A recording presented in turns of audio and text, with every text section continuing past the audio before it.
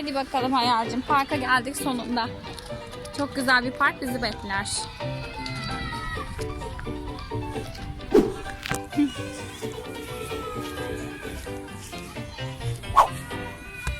Hop. Hoppa. Hadi bakalım.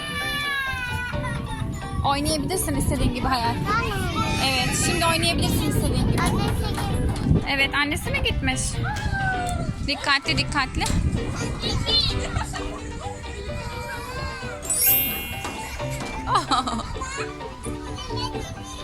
Tamam, hadi gel. Neredesin acaba Hayal?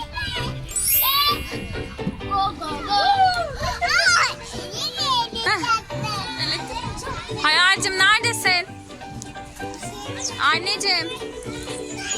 Kay hadi kay, seni bekliyorum. Aa, neredesin sen? Çıkartma anneciğim maskeni. Çıkartma aşkım.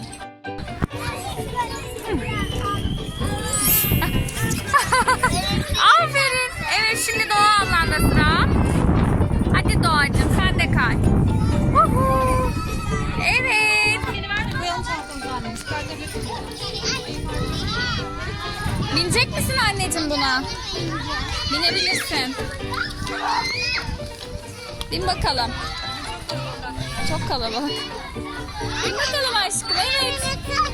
Ben seni tutarım. Tamam. Tuttum.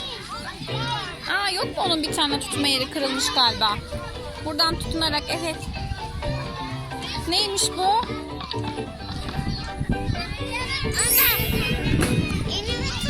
Tuttum anneciğim. Hadi hop hop hop. Tutuyorum, tamam. Haklısın. Annesi nerede? Nerede Doğa? Bak Doğa da orada, gördün mü?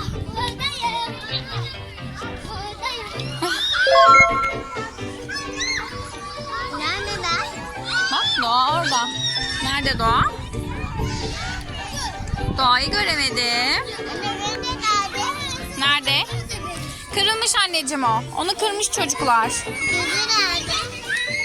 Gözü. Gözleri nerede? Gözlerini de çıkartmışlar. Ah yaramaz çocuklar. İnmek ister misin?